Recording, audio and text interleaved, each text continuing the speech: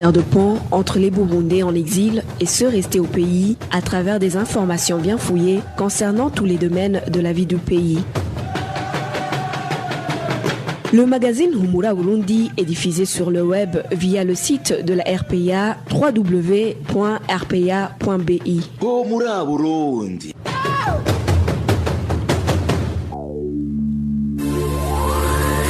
À la présentation, Janvier Ninina Hazgue. Nous sommes le jeudi 5 décembre 2019. Bienvenue chers auditeurs au magazine Humura Burundi. Voici d'abord les grandes lignes. Plus de 40 personnes sont mortes en commune et Mugina de la province Chibitoke suite à un éboulement causé par de fortes pluies torrentielles. Les bus de transport en commun de l'Otraco n'empruntent plus certaines lignes qui mènent vers l'intérieur du pays, une mesure prise par le directeur général de cette entreprise. Célébration chaque 5 décembre de la journée mondiale des sols. Dans son magazine, nous parlerons de la situation du sol au Burundi. Enfin, Human Rights Watch appelle la communauté internationale à protéger les réfugiés burundais en République unie de Tanzanie. Le développement des titres, c'est dans quelques instants. Fabrice Nibulkundo assure la mise en onde et M. Steven Yungeko pour la prise d'image.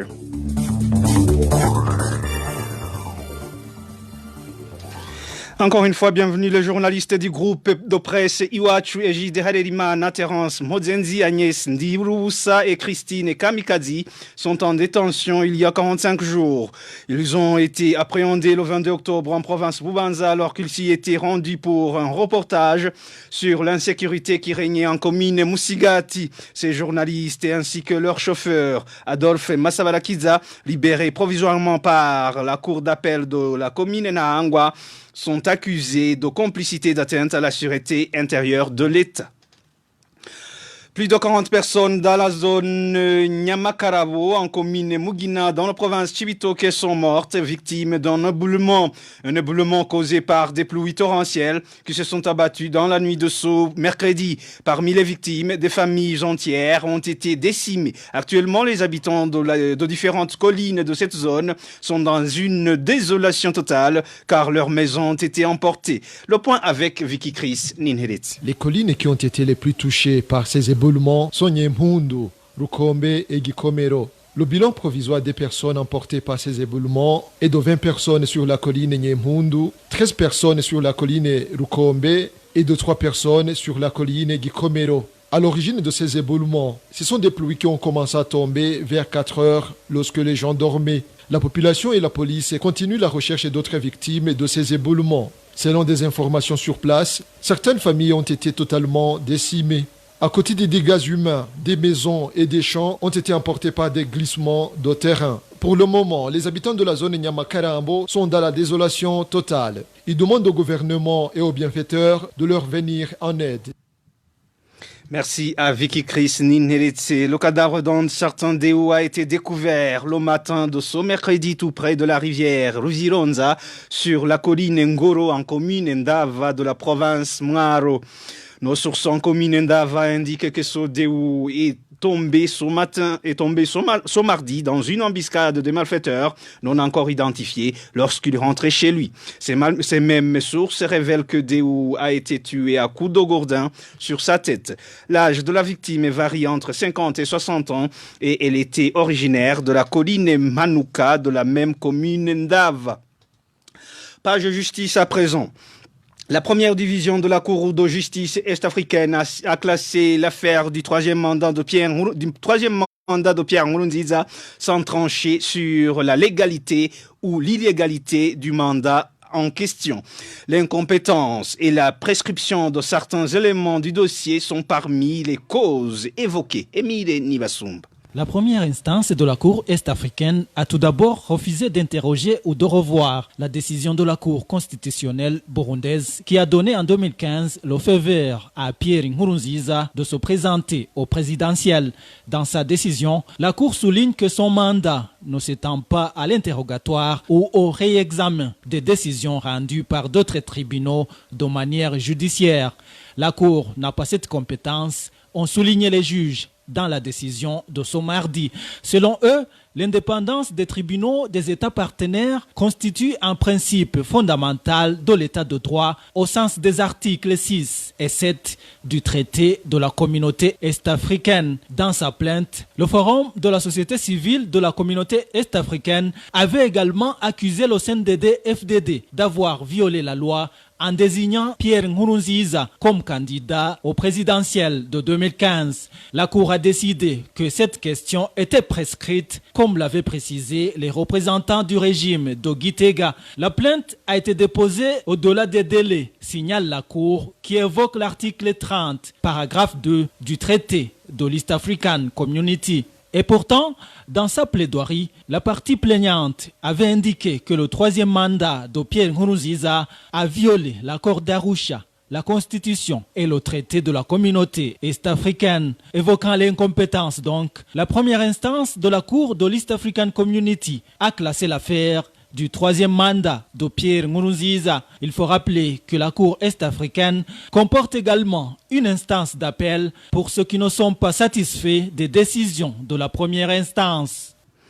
Ce jugement rendu par la Cour est-africaine n'est pas étonnant car la question en rapport avec le nombre de mandats présidentiels ne concerne pas uniquement le Burundi dans l'EAC. Réagit Maître Dieudonné Bachila-Hishize qui a participé au procès en tant que témoin des plaignants. Maître Bachila-Hishize souligne que l'arrêt rendu par cette Cour ne vient pas confirmer la légalité du troisième mandat de Pierre Nkurunziza comme beaucoup le croyaient. Suivez Maître Dieudonné Bachila-Hishize. Lorsque, en 2015, les organisations de la société civile de la région de l'Afrique de l'Est ont assisté avec effroi à l'intimidation, aux menaces qui ont été dirigées contre les juges de la Cour constitutionnelle, au point que le vice-président a été obligé de prendre le large, ils ont pensé, avec l'aide de l'Union panafricaine des avocats, de fixer un dossier auprès de la Cour est-africaine pour essayer de demander à la Cour si ces menaces et intimidations dirigées contre la justice ne sont pas contre le traité établissant la communauté est-africaine. Les organisations de la société civile avaient demandé d'abord la suspension des élections pour éviter qu'il y ait des tueries qu'on a assistées malheureusement. Lorsque la Cour n'a pas pu accéder à cette demande pourtant si logique et justifiée et qu'elle a retardé à délivrer son jugement, il apparaissait dès le début que justice retardée, une justice refusée. Donc, la Cour n'a pas du tout analysé la légalité ou pas de la candidature de Nkurunziza en 2015. Elle s'est refusée d'aborder le fond de l'affaire. Donc, la Cour est revenue sur sa première décision qui avait été pourtant réformée par la Chambre d'appel de la même Cour. Il y a beaucoup d'experts juristes qui critiquaient déjà le fait que ces juges sont nommés par les chefs d'État. Le sommet des chefs d'État lui-même n'ayant pas pu se mettre d'accord sur l'issue du dialogue inter-burundais, il était prévisible que ces mêmes juges, qui d'une certaine manière restent sous le contrôle des États qui les ont nommés, donc la marge de manœuvre pourrait être réduite. Il n'y a pas d'affirmation gratuite, donc il appartiendra aux organisations qui avaient fixé ce dossier d'analyser l'opportunité et l'utilité d'interjeter un éventuel appel. C'était Maître Dieudonné Bachila-Hishize, toujours en page de justice. Le 21 novembre cette année, la Tanzanie s'est retirée du protocole établissant la Cour africaine des droits de l'homme. Maître Lambert Nigarura indique que la charte qui met en place la Cour autorise tout pays parti à la charte de se retirer à tout moment. Ce retrait affecte automatiquement toute procédure en cours ou à venir contre le pays qui se retire, poursuit Maître Lambert Nigarura. Suivez. La charte qui a mis en place la Cour africaine des droits de l'homme et des peuples reconnaît à tout État parti le droit de se retirer à tout moment, moyennant effectivement une notification. Et ce retrait affecte automatiquement toute procédure en cours ou à venir. Cela étant, aussitôt que la Tanzanie se retire, c'est-à-dire qu'il n'y aura plus possibilité d'attaquer ce pays devant cette cour. C'est aussi quelque chose de très grave au niveau de la loi parce que c'est une lacune au niveau de ce texte qui a mis en place cette cour et c'est contraire à la déontologie. Aujourd'hui donc, vous comprenez que après le retrait de la Tanzanie, il y aura plus possibilité d'attaquer ce pays devant cette cour. Cela démontre que nous avons toujours un souci au niveau du continent africain par rapport à la justice, par rapport aux droits de l'homme. C'est la volonté des puissants qui est mise en avant, c'est la volonté des auteurs de crimes qui est beaucoup plus protégée et les victimes sont laissées à elles-mêmes. C'était Maître Lambert Nigarura. Et la Tanzanie se retire de cette cour au moment où différentes associations de protection des droits humains s'apprêtaient à attaquer la Tanzanie dans cette même cour pour des crimes commis contre les réfugiés burundais en Tanzanie. 30 pays africains ont ratifié le protocole mettant en place la Cour africaine des droits de l'homme et parmi eux, seuls 8 pays ont fait une déclaration pour accepter la compétence de cette cour. Dans quelques instants, nous abordons la page gouvernance. Retrouvez les différentes productions de la RPA sur Facebook, YouTube, SoundCloud, Twitter et sur www.rpa.bi. Les travailleurs de l'Office des transports en commun, Otraco en sigle, dénoncent la mauvaise gestion de cette entreprise et accusent le directeur général de cette entreprise. Aujourd'hui, la radio RPA vous parle de la suppression de certaines lignes de transport qui étaient affectées dans différentes provinces du pays, une situation qui cause des manques à gagner à l'Otraco.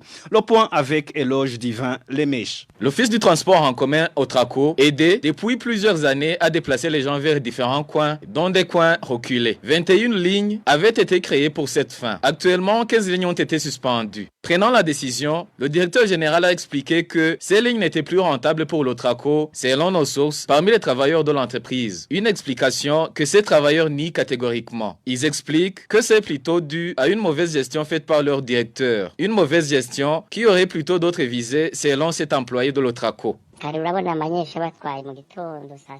Les bus qui transportaient les élèves terminaient leur tour tous les vendredis à 15h. Certains de ces bus étaient par après affectés au transport vers les provinces du pays durant les week-ends, d'autres les après-midi. Actuellement, le directeur général a ordonné que ces bus ne montent plus vers les provinces. Ils restent ici dans le parking de l'Otraco. Le directeur argumente qu'il n'y a pas de clients ces derniers jours, mais dans le passé, quand il n'y avait pas beaucoup de clients, on changeait de bus et on envoyait vers ces lignes des bus quaster au lieu des grands bus. Nous trouvons qu'il a supprimé des lignes juste pour montrer que l'Otraco enregistre des pertes. Peut-être qu'il a d'autres objectifs inavoués qu'il partage avec d'autres personnes. Un des clients des bus de l'Otraco, qui prenait certaines de ces lignes suspendues, a témoigné à l'RPA que ces mesures compliquent leur vie. En tant que citoyen domicile qui vient de passer plusieurs années en se déplaçant au moyen de l'Otraco, c'est une mesure scandaleuse puisqu'il nous sera plus difficile de nous rendre à Bujumbura et dans d'autres provinces du centre du pays. L'Otraco exigeait très peu d'argent par rapport aux agences de voyage, Memento et Tramway. Les retombées de cette mesure sont fatales. D'abord, il y a la cessation de voyage suite à la pauvreté des ménages. Deux, c'est les élèves qui vont et qui viennent des écoles vont encore marcher à pied comme c'était dans l'Otraco il y a plusieurs années. Seules les lignes Changuzo, Vyanda, Vugizo, Kishiha, Minga Kayove et Gishubi restent fonctionnelles. La rédaction de la RPA a contacté Albert Maniratunga, le directeur général de l'Otraco, mais il a refusé de nous répondre.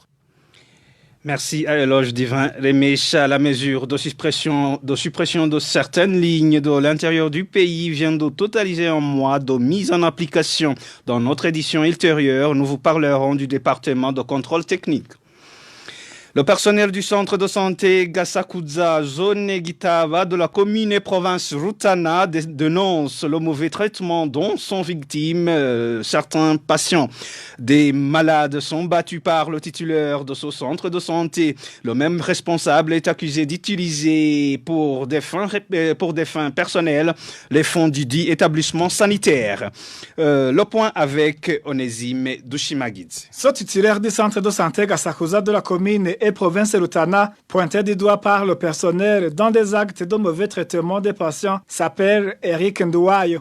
Ce dernier, selon le personnel, en date du 3 septembre de cette année, il aurait giflé une patiente d'Inodo Godefried Ndayisenga le lendemain de son accouchement.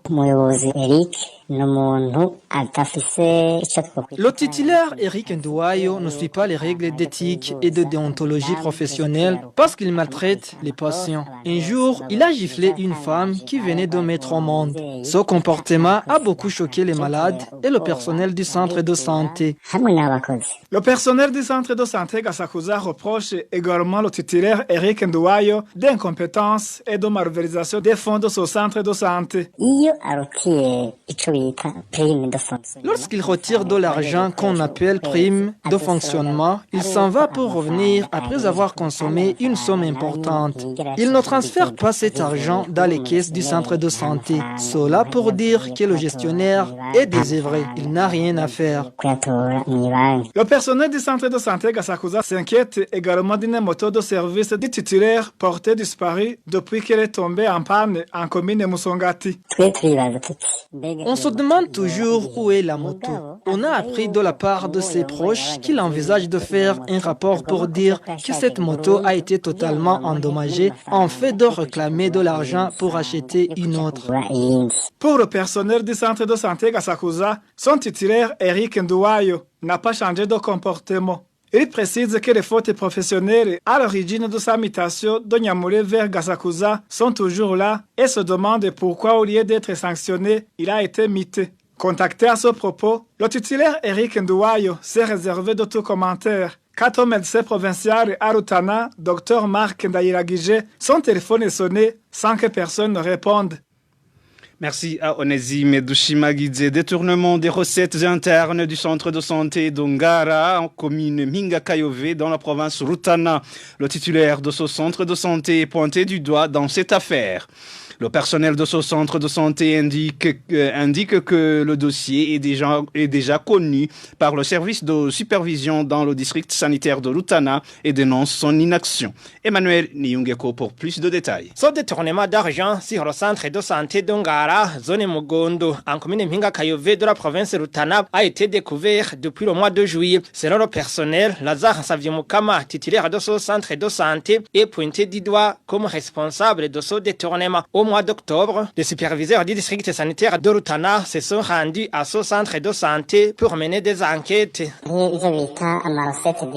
Il y a les recettes directes constituées par l'argent perçu lors de la prestation du personnel qui n'ont jamais été versées sur les comptes du centre de santé. Cela a été constaté en premier lieu par des agents superviseurs lors de leur descente car le personnel avait peur de le dénoncer. Ces superviseurs ont remarqué que tout l'argent a été enregistré dans la rubrique de frais de fonctionnement, alors que normalement, il devait être mis sur le compte du CDC Ngara. C'est pour dire qu'il utilise cet argent pour ses fins personnelles. Le rapport établi par les agents de la supervision a été transmis au médecin-chef de district sanitaire de Rutana. À la grande surprise du personnel, aucune suite n'a été réservée à ce rapport. Une réunion a été organisée en date du 27 octobre à l'intention de tous les titulaires des centres de santé avec le médecin provincial ainsi que le médecin-chef du district. Les agents superviseurs ont demandé à ces autorités d'exiger à Lazare d'expliquer pourquoi aucun registre n'a été complété depuis le 1er jusqu'au 27 octobre et de montrer où il a mis l'argent constituant les recettes directes. Le personnel du CDC Ngara dit qu'il est difficile de connaître le montant déjà détourné dans la mesure où il n'y a pas eu de remise et reprise entre le titulaire entrant et sortant. Il n'y a pas eu de remise et reprise entre Lazare et celui qui l'a remplacé. Cela pourrait être demandé au médecin provincial de Rutana. En principe, cette remise et reprise devrait être supervisée par le gestionnaire et le médecin-chef de district. Qu'ils comparaissent et expliquent pourquoi le personnel travaille tandis qu'il met dans sa poche l'argent perçu. Contacté à ce propos, le téléphone de Lazare Saviemukama, titulaire du centre de santé Ngara, a sonné et il n'a pas décroché. De son côté, Gilbert Chiza, médecin chef de district sanitaire de Rutana, nous a signifié qu'il ne peut pas donner des informations à la RPA. Merci à Emmanuel Nyungeko pour ce reportage. Et pour tourner la page gouvernance, Philippe Ngeramihigo, administrateur de la commune Muyinga, province Muyinga, confirme la mesure interdisant la vente des cartes de recharge au chef-lieu de la commune Muyinga, une mesure qu'il déclare irréversible. Alors que cette activité ne figurait pas sur la liste de celles interdites par le gouverneur de la province Muyinga, Aline Manilabarusha, l'administrateur de la commune Muyinga souligne que sa décision vient compléter celle de l'autorité provinciale et que par conséquent, elles seront toutes appliquées. Une période d'une semaine a été donnée à ces vendeurs pour écouler leur stock.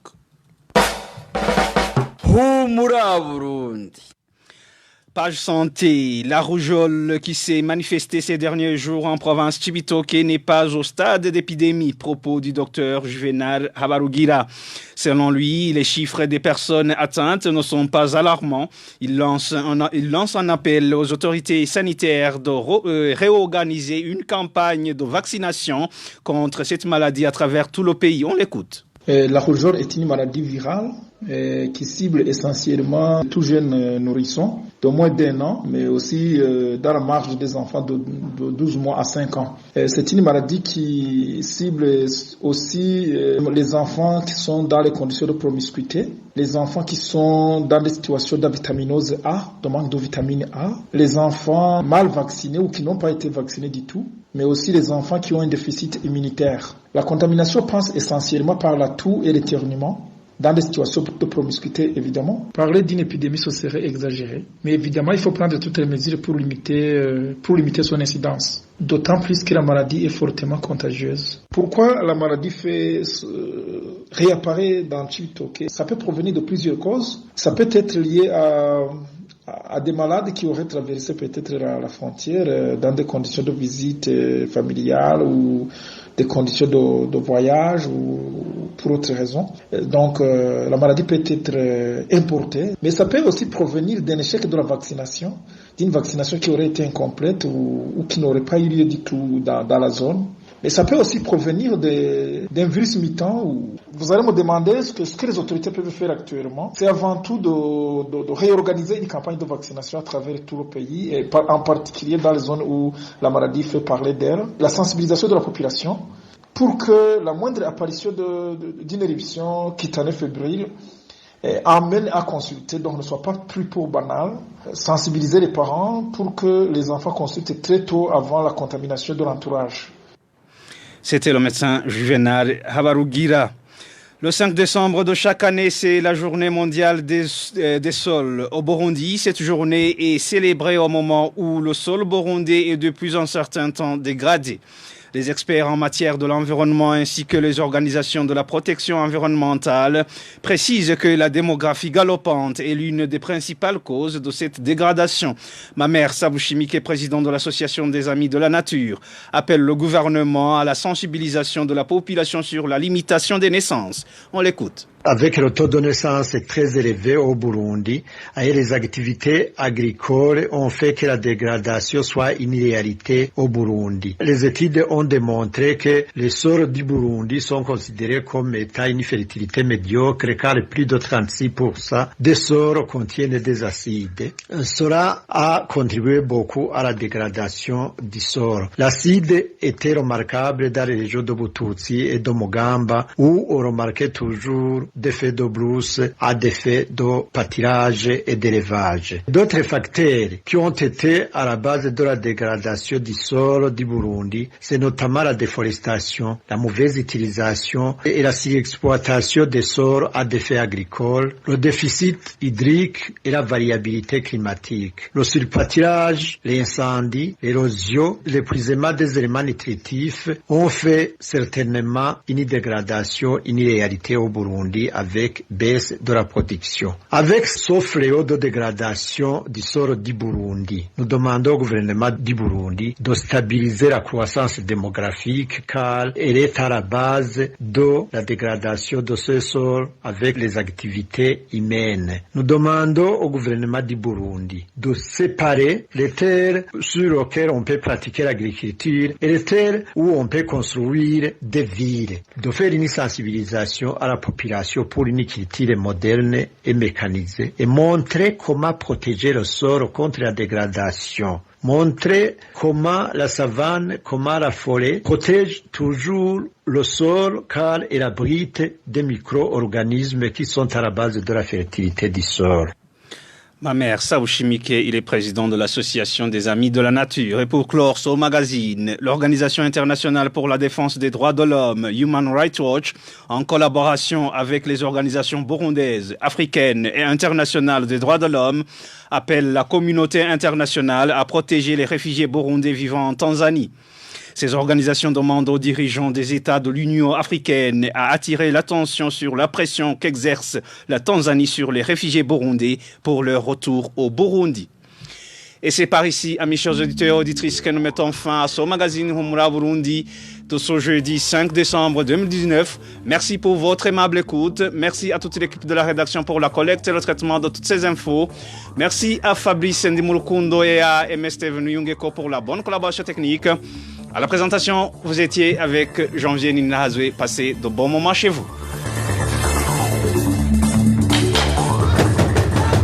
C'était le magazine Humura Burundi. Un magazine campant pour relier les Burundais en exil, et ce toujours au pays, à travers une information de qualité.